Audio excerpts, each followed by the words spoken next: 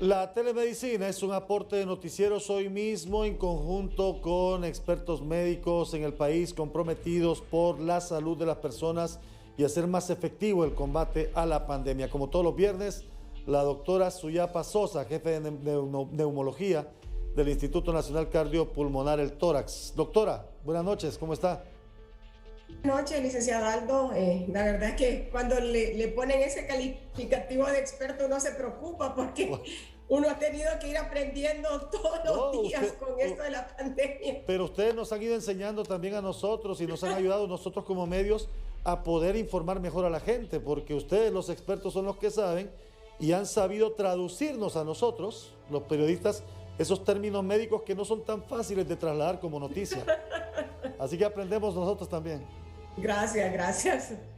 Bueno, el día de hoy pues traemos un caso de nuestro instituto y me gusta mucho presentarlo por dos razones, porque uno de ellos tiene un final feliz, digo yo, pero otro porque tenemos que siempre pensar que las patologías que existen en nuestro país están todos los días presentes y que lo único que estamos viviendo en este momento en muchas de ellas es que el agrega a lo que ellas tienen una enfermedad de base.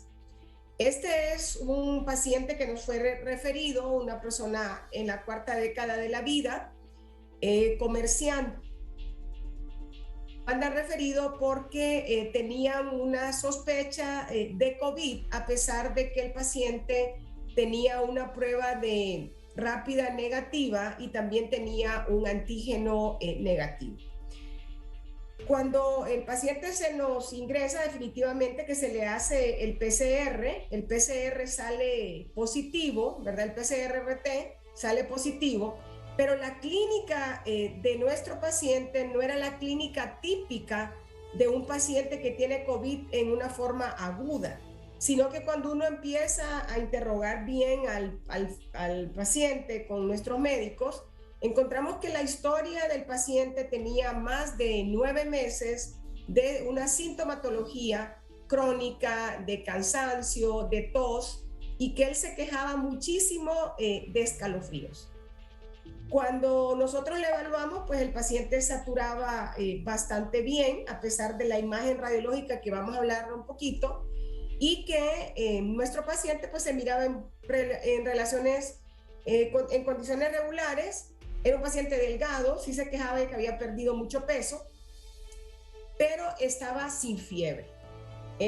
Habían algunos biomarcadores que estaban ligeramente elevados, pero lo que nos llamaba la atención era que la rayos X de tórax del paciente no es una rayos X que es típica de lo que estamos acostumbrados a ver en el COVID, ni aún con todas las variantes. Estamos viendo que tiene unos infiltrados bilaterales, pero que más que nada de predominio derecho, donde se observan unas imágenes como de grandes cavitaciones. Y como les digo, esta no es la imagen que nosotros estamos acostumbrados.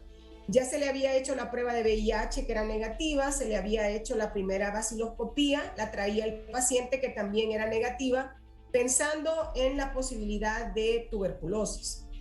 Este paciente, si me pone la otra imagen, por favor, le pedimos igual una tomografía, perdón, esta es una de las imágenes, donde se puede observar el gran daño, la gran destrucción que tiene más que nada del pulmón derecho, con estos niveles que parecen escaleritas por la gran cantidad de aire que nuestro paciente tiene.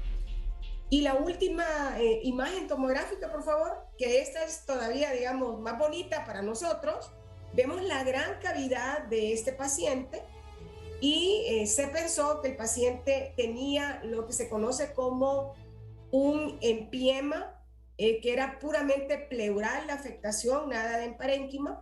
Sin embargo, le realizamos una broncoscopía porque no pudimos extraer líquido, estaba sumamente fibrótico esta parte, y el paciente reporta que tiene una tuberculosis. El diagnóstico fue por una prueba que se llama GeneXpert, salió positivo para tuberculosis, pero era sensible a los medicamentos.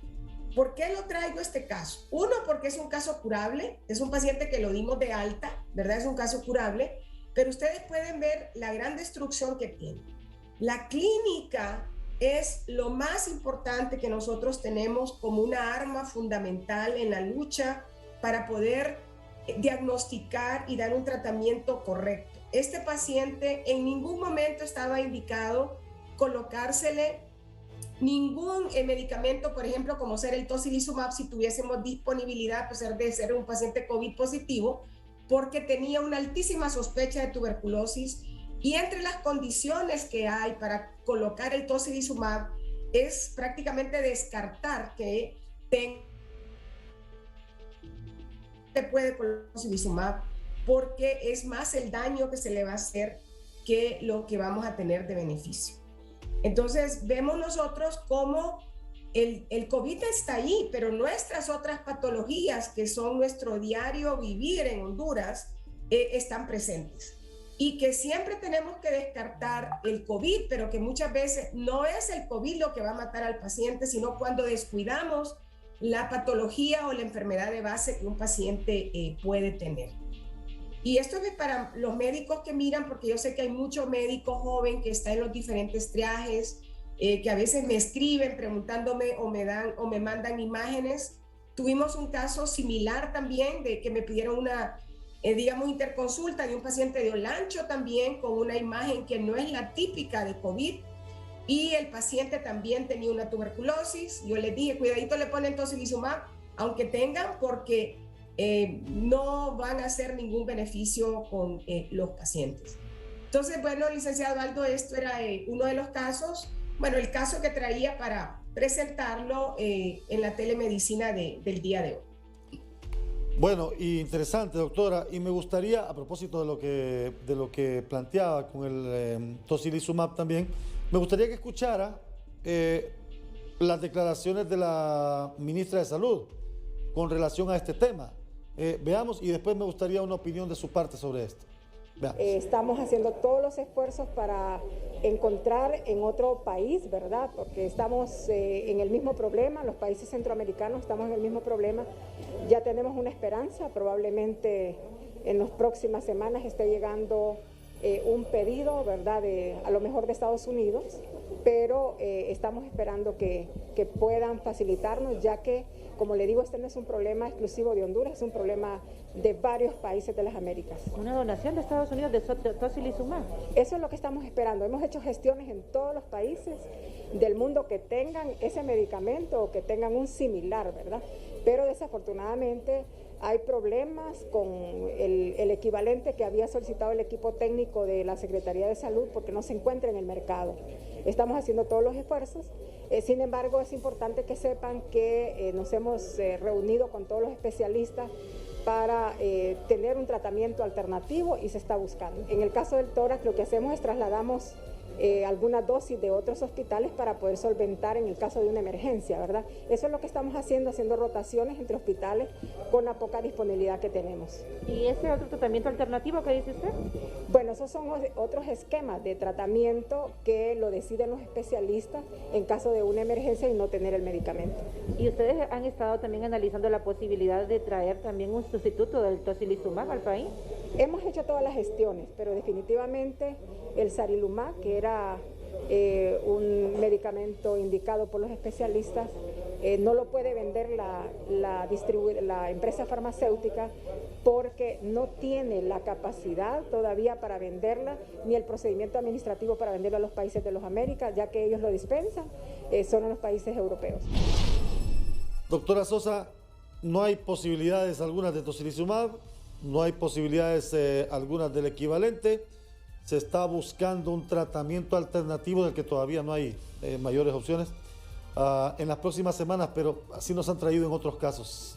¿Qué decir a esto?